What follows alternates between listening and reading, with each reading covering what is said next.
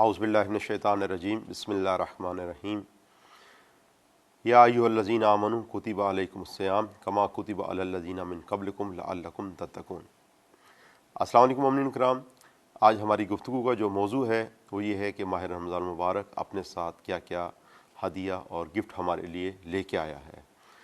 خداوند متعال نے ہمیں بہت سی نعمتوں سے نوازا ہے، اور ایک بہت بڑی نعمت جسے خدا نے نوازا ہے وہ ماہ رمضان المبارک ہے، اور ماہ رمضان المبارک میں خداوند متعال نے روزوں جیسی نعمتوں سے ہمیں نوازا ہے، اور روزے بھی اپنے ساتھ بہت سی برکتیں اور رحمتیں لے کے آئے ہیں۔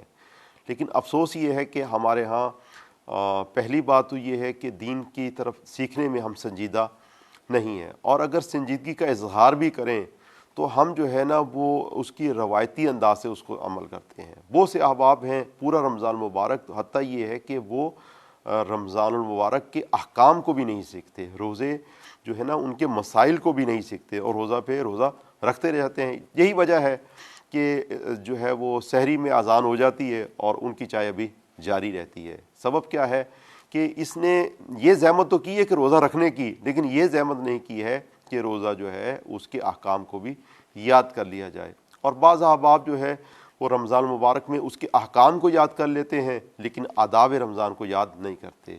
آداب جو ہے نا، آپ کو پتہ ہے کہ جیسے ایک محاورہ ہمارے ہاں ہے کہ با ادب با مراد ہے، جیسے ہی جو ہے وہ انسان ادب کو بجا لاتا ہے اور وہ مراد کو پا لیتا ہے۔ آپ دیکھیے گا کہ وہ احباب جو کہ آداب رمضان کو بجا لاتے ہیں وہی کسی منزل اور کسی مقصد تک پہنچ پاتے ہیں۔ یہ لوگ جو روزہ نہیں رکھتے در حقیقت میں جو ہے رمضان المبارک کی بھی بے ادبی کرتے ہیں، اور حقیقت میں جو بہانے بنا دیتے ہیں یہ بہانہ اس سے بدتر ہوتا ہے۔ حقیقت میں یہ بہانہ نہیں ہوتا، ان کی نیت میں فساد ہوتا ہے۔ نیت کا فساد جو ہے وہ قرآن مجید یہ فرماتا ہے کہ جب نیتوں میں فساد ہوتا ہے تو قرآن بھی فائدہ نہیں دیتا، اور خداوند متعال فرماتا ہے اذا ما انزلت سورۃ، جب کوئی بھی سورت نازل ہوتی ہے، یعنی جب کہیں بھی ہمارے قرآن کا تذکرہ ہوتا ہے تو آگے چل کے فرماتا ہے فَأَمَّا الَّذِينَ آمَنُوا فَزَادَتْهُمْ ایمانا، اگر مرد مومن ہے تو اس کے ایمان میں اضافہ ہوتا ہے، فی قلوبہم مرض، اور اگر ایسا ہو کہ اس کے دل میں مریض ہوگا تو فَزَادَتْهُمْ رِجْسًا إِلَىٰ رِجْسِهِمْ، تو اس کی نجاست میں اضافہ ہو جائے گا۔ تو ایک احکام رمضان ہے، اور دوسرا آداب رمضان ہے، اور تیسرے جو ہے وہ اسرار رمضان ہے۔ اسرار یعنی قرآن مجید کے سر کو بیان کرنا۔ تو مومنین، ہمارے جو پچھلے درس سے متعلق اگر آپ کو کوئی سوالات ہیں تو آپ جو ہے وہ سوالات کر سکتے ہیں۔ جی آقا صاحب، میرا ایک سوال ہے۔ ہر سال جیسے ہی رمضان کا مہینہ آتا ہے تو ہم یہ سمجھنا شروع کر دیتے ہیں یہ تراویحوں کا مہینہ آ گیا، اور روزوں کا مہینہ آ گیا، پکوڑوں کا مہینہ آ گیا، اب تو ساری رات جاگنا ہے، شاپنگ سینٹروں میں جانا ہے، اور سحری کے وقت پہ کھا کے پھر سو جانا ہے سارا دن، پھر شام کو آ کے پھر ہم نے اس کو کھول لینا ہے۔ کیا کہتے ہیں آپ اس سلسلے میں جو عام لوگ یہ خیال کرتے ہیں؟ ماشاءاللہ، جزاک اللہ، بہت ہی اچھا آپ نے سوال کیا کہ رمضان المبارک کے متعلق جو ہمارا عام کنسیپٹ ہے وہ یہ ہے کہ اب جب روزے آ گئے تو پکوڑوں کے دن آ گئے، اب جب روزے آ گئے تو تراویحوں کے ایام آ گئے، اب جب روزے آ گئے تو اب جو ہے وہ قرأت قرآن کے دن آ گئے۔ حقیقت میں یہ سبب کیا ہے؟ اس کا سبب یہ ہے کہ ہمارے اندر کو جو اس کا تیسرا مرحلہ ہے وہ شعور نہیں ہے۔ اور اگر ہم دیکھیں تو خداوند متعال کس طرح سے رمضان المبارک کی اہمیت کو بیان فرماتا ہے۔ اللہ تعالیٰ فرماتا ہے یا ایھا الذین آمنوا کتب، یعنی اے صاحبان ایمان تمہارے پہ لکھ دیا گیا ہے۔ لکھنے کا مطلب کیا ہے؟ یعنی وہ قوم جس نے کبھی قلم ہی نہیں پکڑی ہاتھ میں اور کتاب کو چھونا ہی نہیں ہے پورے رمضان المبارک میں، انہیں کیا پتا کہ لکھنے سے مراد کیا ہے۔ اگر قرآن مجید دیکھیں تو قرآن مجید انسان کی تعلیم کے اوپر سب سے زیادہ زور دیتا ہے، اور جب کبھی بات کرتا ہے فرماتا نون والقلم وما یسطرون، قلم کی قسم ہے، اور وہ جو تحریر اس قلم سے لکھی جائے گی اس کی قسم ہے۔ اگر خداوند متعال کو یہ قلم عزیز نہیں ہے، اگرچہ قلم انداز بدلتی رہتی ہے، جیسے کبھی جو ہے وہ پرندے کے پر سے قلم بنتی تھی، اور کبھی جو ہے وہ ایک سیاہی کے ساتھ، اور ایک جو ہے وہ پلاسٹک کے ساتھ قلم بنتی تھی۔ آج کل جو کی بورڈ ہے کمپیوٹر کا وہ خود ایک قلم ہے۔ تو در حقیقت میں جو سطر لکھی جاتی ہے اور جو قلم ہے خداوند متعال اس کی قسم کو کھاتا ہے۔ تو اس بات کو ہمیں جاننے کے لیے کس چیز کی ضرورت ہے؟ ہمیں رمضان المبارک کے اسرار کو جاننے کی ضرورت ہے، اور قرآن مجید کس قوم کے لیے آیا ہے۔ اگر قرآن مجید کے لیے ہم دیکھیں تو قرآن فرماتا ہے لِقَوْمٍ یَعْقِلُونَ، یہ اس قوم کے لیے آیا ہے جو صاحب عقل ہے۔ خداوند متعال فرماتا ہے یہ اس قوم کے لیے آیا ہے لقوم یعلمون، قرآن اس قوم کے لیے اترا ہے جو صاحب علم ہے۔ کبھی فرماتا ہے لقوم یسمعون، یہ اس قوم کے لیے اترا ہے جو صاحب سماعت ہے۔ یعنی اگر قرآن مجید کو دیکھیں تو قرآن مجید سے پوچھیں بار الہ یہ رمضان المبارک کون سا مہینہ ہے، کیا پکوڑوں کا مہینہ ہے یا تراویحوں کا مہینہ ہے یا روزوں کا مہینہ ہے؟ خداوند متعال فرماتا ہے شہر رمضان الذی، ماہ رمضان المبارک میں بتاتا ہوں کون سا مہینہ ہے۔ اس پہ آیت کے ابتدائی جملوں پہ غور کیجئے مومنین کرام، شہر رمضان، ماہ رمضان المبارک، الذی وہ مہینہ ہے انزل فیہ القرآن کہ جس میں قرآن اترا ہے۔ یعنی ماہ رمضان المبارک یہ جو ہے وہ روزوں کا مہینہ نہیں ہے، یہ جو ہے وہ جو تراویحوں کا مہینہ نہیں ہے۔ اگر یہ مہینہ ہے تو یہ رمضان المبارک قرآن کے نزول کا مہینہ ہے۔ تو مولانا صاحب یہ اس کا کیا مطلب ہے کہ ہم پھر اس مہینے میں اگر آپ نے کہا کہ روزوں کا مہینہ نہیں ہے تو روزے نہ رکھیں، اور کیا ہم پھر یہ جو سموسے پکوڑے افطار میں کرتے ہیں تو یہ پھر اس کے حوالے سے آپ کیا کہیں گے؟ جزاک اللہ۔ یہ جو آپ کی خدمت میں عرض کیا جا رہا ہے کہ روزوں کا مہینہ نہیں ہے، اس کا مطلب یہ نہیں کہ آپ روزہ رکھنا چھوڑ دیں، مراد یہ کہ یہ روزے کی ہمیں اس میں ویلیو سمجھنا چاہیے کہ رمضان المبارک میں روزے کی اہمیت کیا ہے۔ روزہ رمضان میں ایک ادب کی طرح ہے، بالکل اسی طرح سے آپ کی خدمت میں عرض کیا جاتا ہے روزہ آمادگی کے لیے، ہدف ہے رمضان روزہ نہیں ہے۔ میں آپ کی خدمت میں عرض کرنا چاہتا ہوں کہ جیسے بہت سے ڈیوٹیز ہوتی ہیں معاشرے کے اندر، ان میں ایک لباس پہنایا جاتا ہے۔ جیسے اگر ایک ڈرائیور ہے وہ کسی جگہ پہ ڈلیوری کرتا ہے تو ڈلیوری کرنے کے لیے ڈاکیے کو یا ڈرائیور کو ایک لباس پہنا دیا جاتا ہے۔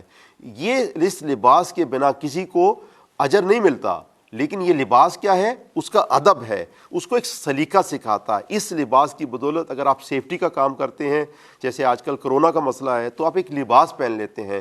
یہ لباس ایک ادب ہے، اس کا مطلب نہیں ہے کہ آپ جو ہے وہ اس لباس سے کوئی ٹھیک نہیں ہوتا، لیکن یہ ادب سکھاتا ہے۔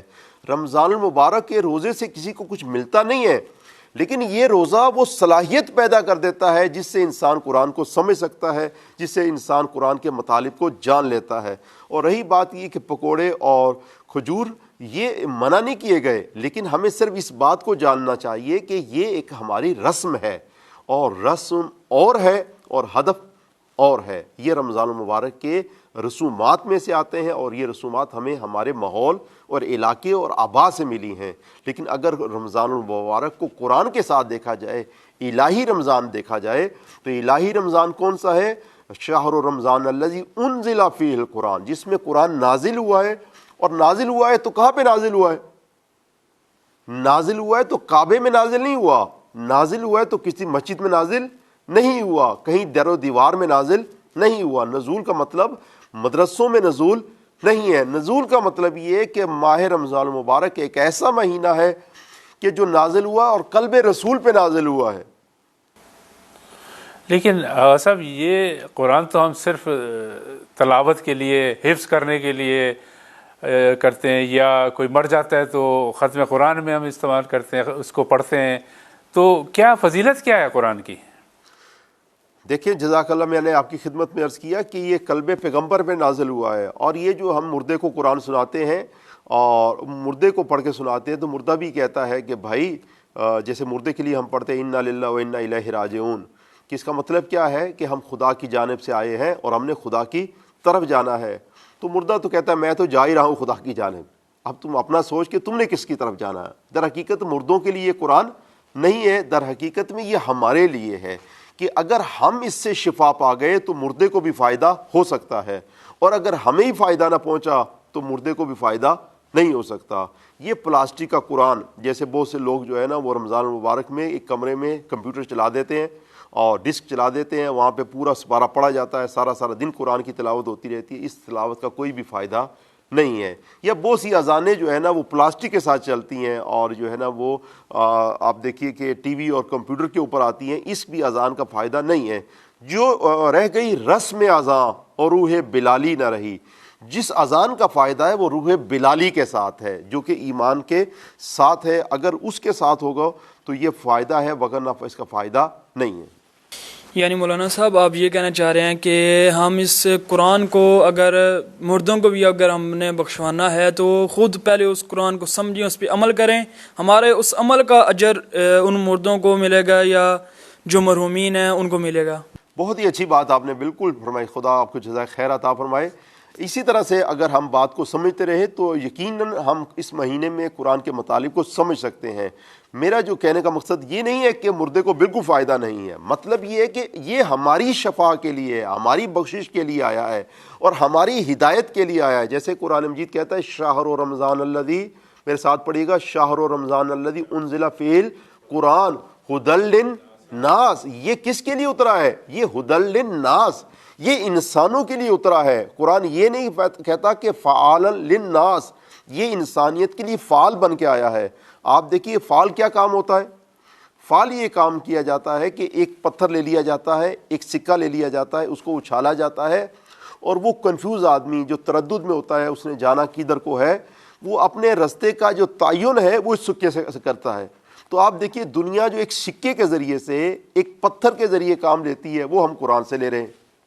اور یعنی کہ آپ اندازہ لگائیے کہ جو ایک معمولی سا کام آپ ایک پتھر سے لے سکتے ہیں، سکے سے لے سکتے ہیں، آپ جو ہے وہ شیخ سعدی کے کلام سے لے سکتے ہیں، وہ قرآن سے کریں، تو پھر قرآن کے آنے کا فائدہ کیا ہوگا؟ آپ کی خدمت میں ایک لطیفہ سناتا ہوں کہ ایک جو ہے وہ ہمارے ایک مناظر کسی جگہ پہ مناظرہ کرنے کے لیے گئے، اور وہاں پہ ایک مناظر جو دوسرا جو تھا مد مقابل، جو منکر تھا امیر المومنین کی ولایت کا، اس نے کہا آپ کہتے ہیں کہ مولا علی مدد کرتے ہیں؟ تو ہمارے جو مناظر تھا اس نے کہا بالکل مولا علی مدد فرماتے ہیں۔ کہا اگر مولا علی مدد کرتے ہیں تو ان سے کہ میری کہ ٹانگ کو توڑ دے۔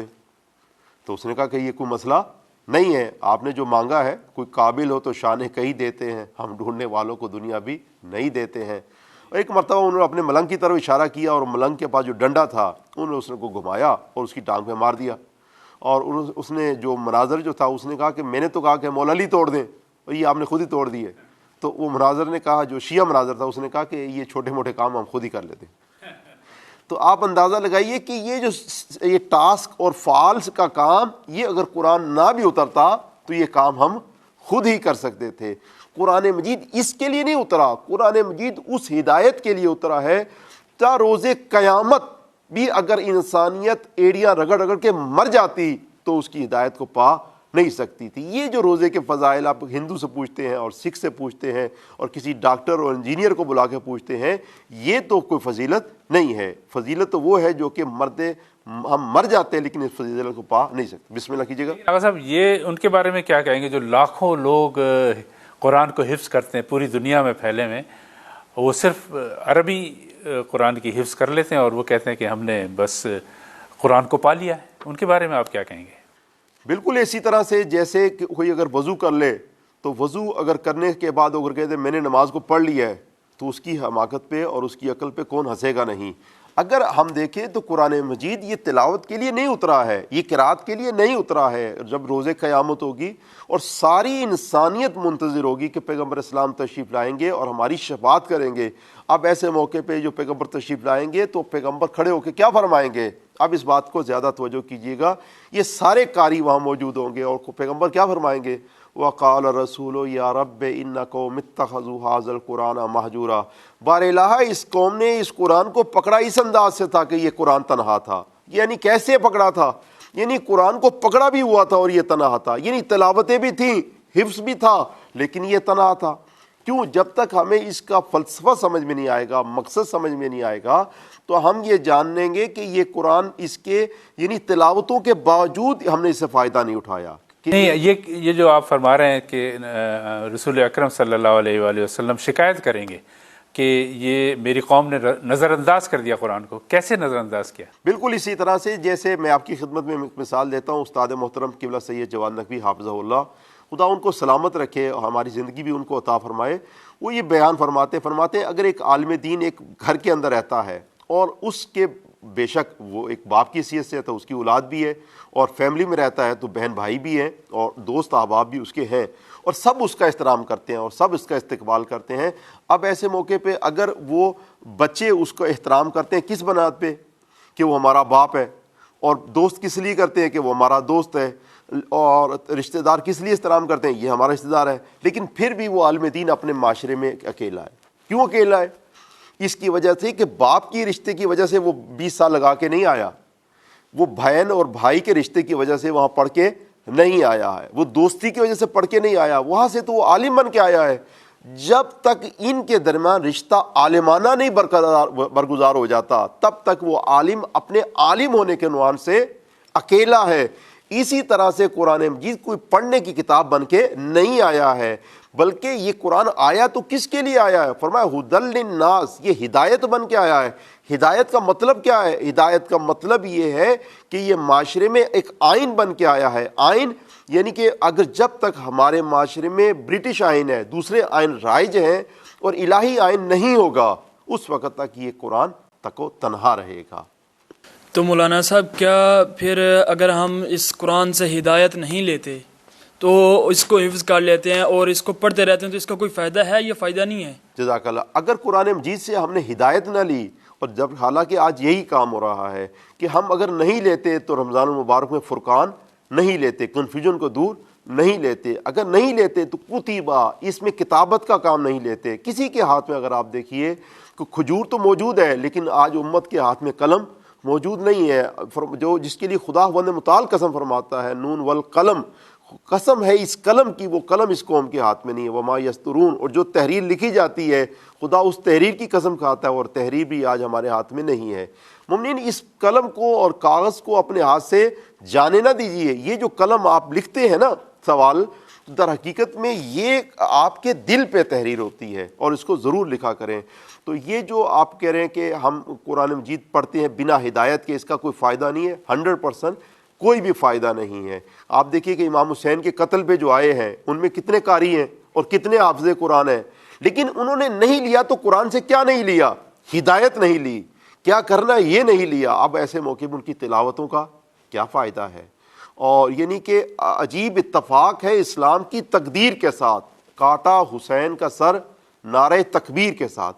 اس نعرہ تکبیر کا کیا فائدہ ہے جہاں پہ آپ نے اسے ہدایت ہی نہیں لی ہے؟ اگر صاحب پھر یہ فرمائیے کہ آخر قرآن اپنے ساتھ سب سے بڑی نعمت کیا لے کر آیا ہے؟ جزاک اللہ. قرآن مجید جو اپنے ساتھ سب سے بڑی نعمت لے کے آیا ہے, میں آپ کی خدمت میں عرض کرتا ہوں. سورہ بقرہ میں پروردگار دو عالم فرماتا ہے شہر رمضان الذی انزل فیہ القرآن ھدی للناس وبینات من الہدی والفرقان. اسی آیت میں دیکھیں کہ سب سے بڑی نعمتوں کا تذکرہ کیا جاتا ہے, اور جیسے ہر آدمی جو ہے وہ ہر بات کو سمجھ نہیں سکتا, لیکن اگر کوئی قابل ہو تو اس بات کو سمجھ سکتا ہے. اگر آپ دیکھیے گا ہماری نگاہ جب تک انگور پہ رہے گی, کھجور پہ رہے گی اور یہ نعمتوں پہ رہے گی, ہم ان نعمتوں کو سمجھ ہی نہیں سکتے. قرآن کیا فرماتا ہے؟ شہر رمضان الذی, ماہ رمضان المبارک, انزل فیہ القرآن, جو سب سے بڑی نعمت لے کے آیا ہے وہ یہ قرآن مجید لے کے آیا ہے. انزل فیہ القرآن ھدی للناس, اور یہ نعمت جو سب سے بڑی آئی ہے یہ ہدایت کے لیے آئی ہے, تلاوت کے لیے نہیں ہے. تلاوت تو ایک مقدمہ ہے جو ہدایت تک لے جاتا ہے. قرات ایک ایسی تمہید ہے, وہ پہلا پلہ ہے, وہ سٹیپ ہے جو آپ کو ہدایت کی طرف لے جاتا ہے. ھدی للناس وبینات, اور دلائل لے کے آیا ہے. جو لوگ جنہوں نے رسومات پہ عمل کرنا ہے ان کے لیے دلائل کی کوئی ویلیو نہیں ہے. قرآن جب بات کرتا ہے تو فرماتا ہے کل ہاتوا برہانکم ان کنتم صادقین, اگر سچے ہو تو دلیل لے کے آؤ. وبینات من الہدی والفرقان, اور اگر یہ سب سے بڑی نعمت جو لے کے آیا ہے وہ فرقان لے کے آیا ہے. اللہ تعالیٰ نے اسی آیت میں فرمایا یہ قرآن بھی لے کے آیا ہے اور یہ مہینہ جو ہے وہ فرقان بھی لے کے آیا ہے. قرآن اور فرقان سب سے بڑی نعمتیں ہیں. جیسے اگر آپ دیکھیے گا کہ یہ قرآن اور فرقان کس کی دو صفتیں ہیں؟ خالق کائنات فرماتا ہے بسم اللہ الرحمن الرحیم الف لام میم ذالک الکتاب لا ریب فیہ. ذالک الکتاب, یہ کتاب ہے. یعنی دیکھیں جب بات کرتا ہے رمضان کی تو کیسے بات کرتا ہے؟ یا ایھا الذین آمنوا کتب, اے صاحبان ایمان تم پہ لکھ دیا گیا ہے. کیوں؟ جو اتاری گئی ہے وہ کیا؟ وہ لکھی ہوئی چیز ہے. کتبہ یعنی جو اترا ہے وہ کیا ہے؟ ذالک الکتاب, یہ کتاب ہے. اور کتاب کی دو صفتیں اللہ نے ذکر کی ہیں. قرآن جو ہے نا اس کا نام نہیں ہے, قرآن اس کی صفت ہے. اتری جو ہے وہ کتاب ہے, کتاب کی ایک صفت جو ہے وہ قرآن ہے. اس کا نام کیوں قرآن پڑ گیا؟ اس کا سبب یہ ہے کہ کیونکہ زیادہ قرات کیا جاتا ہے, اس لیے اس کا نام قرآن پڑ گیا. اور دوسری جو صفت اللہ تعالیٰ نے فرمایا والفرقان, یہ اپنے ساتھ فرقان لے کے آیا ہے. یعنی فرقان جو کہ حق و باطل کی تمیز. بسم اللہ کیجیے گا. اچھا مولانا صاحب, آپ نے کہا کہ یہ جس طرح قرآن کی آیت ہے کہ اگر تم سچے ہو تو دلیل لاؤ, تو جب ہم دلیلیں دوسروں کو دیتے ہیں، کسی چیز کی کسی حقانیت کی دلیل دیتے ہیں تو وہ اس بات کو نہیں مانتے، تو پھر ان کا کیا رائے حال ہے؟ دیکھیں بات یہ ہے کہ جب بھی دلیل سے کوئی بات نہیں مانے تو اس کا مطلب یہ ہے کہ اس کے اندر فطور پایا جاتا ہے، اس کے اندر نجاست پائی جاتی ہے۔ خداوند متعال اس بات کی طرف اشارہ فرماتا ہے کہ وہ لوگ جو دلیل آنے کے بعد بھی منہ موڑ لیتے ہیں، حقیقت میں ان کے وجود میں خباثت پائی جاتی ہے۔ امام حسین ابن علی جب 10 محرم کو خطبہ دے رہے تھے، انہوں نے خطبہ نہیں سنا۔ عمر سعد نے کہا کہ اگر یہ خطبہ آپ نے سنا تو ہو سکتا ہے کوئی بدل جائے۔ ایسے موقع پہ 30,000 احباب جو کم از کم وہاں پائے جاتے تھے، انہوں نے اپنی ڈھال لی اور تلوار ہاتھ میں لی اور تلوار کو ڈھال سے مارنے لگے۔ اور ایسے موقع پہ 30,000 احباب جب شور کریں گے تو ایک اکیلے آدمی کی آواز سنائی نہیں دے گی۔ تو آپ ایسے موقع پہ امام حسین نے آئے پھر چلے گئے، دوسری مرتبہ آئے پھر چلے، تیسری مرتبہ آئے جب انہوں نے نہیں سنا تو آپ نے وہ سبب بیان کیا کہ میں دلیل دیتا ہوں اور تم بات نہیں سنتے۔ فرمایا فقد ملیت بطونکم فی الحرام، تمہارے پیٹ میں کیونکہ حرام آ گیا ہے، اب کوئی دلیل فائدہ نہیں دے گی، اب قرآن کی آیات بھی تمہیں فائدہ، اب کچھ بھی ہو جائے، یعنی اگر خداوند متعال جو ہے وہ اپنا فرشتہ وہی اتار کے بھی وہ پیغام دے تو کوئی بھی فائدہ نہیں دے گا۔ کیوں؟ اس لیے کہ وجود میں تمہارے کیا آ گئی ہے؟ خباثت آ گئی ہے۔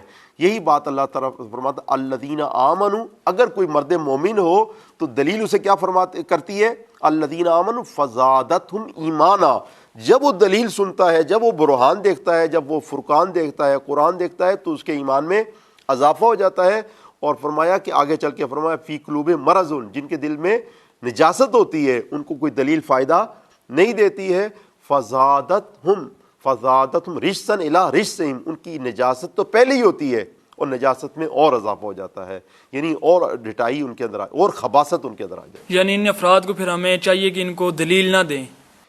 جو لوگ بحث برائے جو بحث کرتے ہیں ان کے ساتھ الجھنے کا فائدہ نہیں ہے۔ قرآن فرماتا ہے اذا خاطمہ الجاہلون قالوا سلاما، جس وقت جاہل آ گیا تو آپ نے اس کو کہنا ہے کہ بھائی تو سلامت رہے، اس سے بحث الجھنے کا فائدہ نہیں ہے۔ میاں خوش رہو دعا کر چلے، ہم تو یہاں پر آئے تھے ایک اپنا پیغام دینے کے لیے، اگر تم بحث کرتے ہو تو ہم الجھتے نہیں ہیں۔ یہ گفتگو اس کے لیے ہے جس کے اندر امید ہو، یہ بیج اس زمین پہ ڈالا جاتا ہے جہاں پہ امید ہو کہ وہاں سے کوئی جو ہے وہ بیج اگے گا، لیکن جہاں پہ فائدہ ہی نہیں ہے وہاں بات کرنے کا بھی کوئی فائدہ نہیں ہے۔ آغا صاحب بہت شکریہ، آپ نے یہ ایک چیز کلیئر کر دی۔ ہم تو سمجھتے تھے کہ رمضان صرف روزوں کا مہینہ ہے، آپ نے فرمایا کہ اصل فضیلت اس کی قرآن کا نزول ہے، تو لیکن ساتھ میں یہ بھی کہا جاتا ہے نا ماہ سیام، تو اس میں کیا بیلنس کیا کریں گے ہم روزے میں اور نزول قرآن میں؟ دیکھیں خداوند متعال نے جو اس کو نام دیا ہے وہ ہے ماہ رمضان، یعنی شہر رمضان الذی انزل فی القرآن، ماہ قرآن، ماہ رمضان کو قرآن نے نام دیا ہے ماہ قرآن۔ اور یہ جو ماہ سیام ہے در حقیقت میں اس کو اگر ماہ سیام کہا جاتا ہے تو پہلی بات تو عوام کی طرف سے ہے، اور دوسری بات یہ کیونکہ زیادہ ہم زحمت کی طرف توجہ دیتے ہیں، کیونکہ ہمیں اس پر زیادہ زحمت ہو رہی ہے اور ہمیں نعمتوں کی طرف توجہ نہیں ہے۔ جیسے آپ کی خدمت میں ہے کہ اگر کسی کے گھر کوئی مہمان آتا ہے تو مہمان کے لیے اسے کچھ زحمت کرنی پڑتی ہے، اور اگر یہ نہ پتہ ہو کہ مہمان اپنے ساتھ بہت کچھ لے کے آ رہا ہے، ڈالر لے کے آ رہا ہے، بہت سی چیزیں لے کے آ رہا ہے، تو اس کی توجہ زیادہ زحمت کی طرف ہوگی، اور وہ کیا کہے گا؟ وہ کہے گا کہ یہ زحمتوں کا دن آ گئے۔ اور لیکن اگر وہ اس کی توجہ مہمان کی نعمتوں کی طرف ہو تو پھر زحمتوں کو بھول جائے گا، بھلے جتنی بھی زحمت ہو کہ جی آج جو ہے نا وہ نعمتوں کے ایام آ گئے۔ اگر ہمیں جو قرآن یعنی اس مہینے میں خدا کی نعمتوں پہ توجہ ہو تو ہم کہیں گے فرقان کے ایام آ گئے، ہم کہیں گے قرآن کے ایام آ گئے، ہم کہیں گے ہدایت کے ایام آ گئے، ہم یہ کہیں گے بینات کے ایام آ گئے، ہم کہیں گے مغفرت کے ایام آ گئے۔ یا ایھا الانسان قد اقبل الیکم شہر اللہ بالبرکۃ والمغفرۃ، ہم کہیں گے برکت کے ایام آ گئے، مغفرت کے ایام آ گئے، بخشش کے ایام آ گئے۔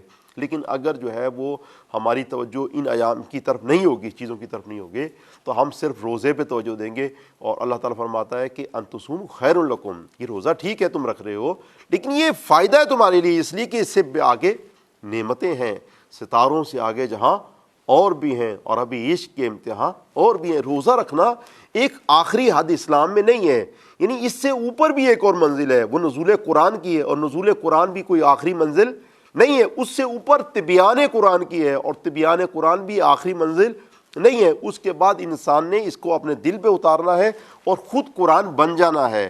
کہ یعنی یہ ہے نا، یہ آخری منزل ہے، ستاروں سے آگے جہاں اور بھی ہیں، اور ابھی عشق کے امتحان اور بھی ہیں، اور تہی زندگی سے نہیں یہ فضائیں کہ یہاں سینکڑوں کارواں اور بھی ہیں، اور قناعت نہ کر عالم رنگ و بو پر، چمن اور بھی ہیں، آشیاں اور بھی ہیں، اسی روز و شب میں الجھ کے نہ رہ جا۔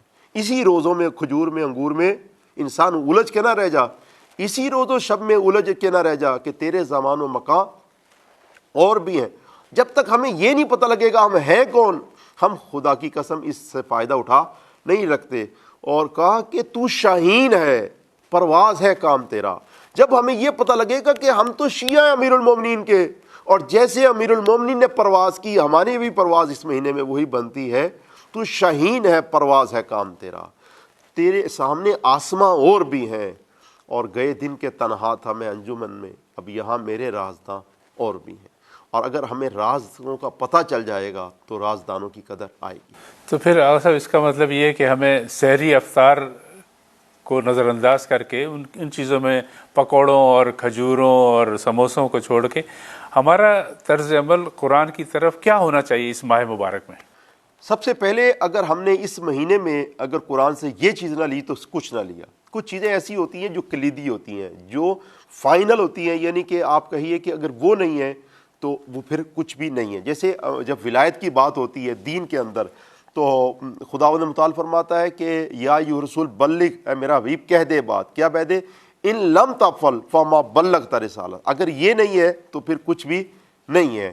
اسی طرح سے رمضان المبارک کے اندر اگر ہم نے اس میں جو ہے وہ فرقان نہ لیا، فرقان خود قرآن کی ایک صفت ہے، یعنی آگے قرآن، یعنی قرات سے پھر آگے کی منزل ہے، وہ فرقان ہے۔ ہاں، فرقان جو ہے، جزاک اللہ، آپ کو خدا جزائے خیر دے، فرقان یعنی فرق، ایک ایسی صلاحیت، ایک ایسی طاقت، ایک ایسی توانائی جس میں انسان فرق کر سکتا ہے دو چیزوں کے درمیان، دونوں چیزیں یعنی حق اور باطل کے درمیان، اور خسارے اور فائدے میں، نفع اور نقصان کے درمیان، دنیا اور آخرت کے درمیان جو فرق کر سکتا ہے، اس کو جو ہے نا وہ فرقان کہا جاتا ہے۔ تو مولانا صاحب یہ قرآن کو پھر فرقان کیوں کہا گیا ہے؟ قرآن کو اس لیے فرقان کہا گیا ہے کہ اگر قرآن مجید سے انسان رٹا نہ لگائے اور اس سے جو ہے وہ طوطے کی طرح یاد نہ کرے، بلکہ اس کو اپنے وجود کا حصہ بنا لے، یعنی کہ بعض اوقات ایک چیز جو ہے وہ یہ قرآن مجید الگ ہے اور ہم جو ہے الگ ہیں، لیکن اگر یہ ہمارے وجود پہ اتر جائے، جو کہ یہ اس کے نزول کا مقصد بھی یہی ہے، وَأَنزَلْنَا إِلَيْكَ الذِّكْرَ، ہم نے یہ رسول آپ پہ ذکر اتارا ہے، لِتُبَيِّنَ لِلنَّاسِ، تاکہ آپ لوگوں پہ اتارے، مَا نُزِّلَ إِلَيْهِمْ، جو کہ ان کے اوپر اترنا تھا۔ جب یہ قرآن ہمارے وجود کے اوپر اتر گیا تو کیونکہ یہ فرقان ہے، یعنی جو جو صفتیں اس کی ہیں وہ صفتیں ہماری ہو جائیں گی، یہ حق و باطل میں تمیز کرتا ہے، تو مرد مومن بھی ایک ایسا بن جائے گا کہ جو مومنوں کو ساتھ رحماء بینہم، ان کے ساتھ ملے گا، اور کفار کے ساتھ اشداء علی الکفار ہو جائے گا۔ یعنی جیسے حکیم محمد فرماتے ہیں، یہ راز کسی کو نہیں معلوم کہ مومن قاری نظر آتا ہے پر حقیقت میں ہے قرآن، مومن جو ہے در حقیقت میں ایک قاری نظر آتا ہے لیکن حقیقت میں قرآن بن جاتا ہے۔ اور فرقان کا مطلب یہ ہے کہ یہ ہمارے بتا دیتا ہے کہ ہم کس لیے آئے ہیں، کہاں سے آئے ہیں، کس مقصد کے لیے آئے ہیں، اور ہمارے پاس جو ہے وہ جب دو چیزیں ہیں اور ان کے درمیان جو ہے فرق کیا ہے۔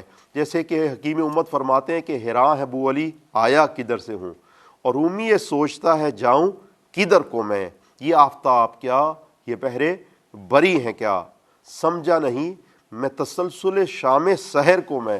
اور فرماتے ہیں کھلتا نہیں میرے سفر زندگی کا راز۔ اگر کسی نے قرآن سے سفر زندگی نہ لیا تو کچھ بھی نہ لیا۔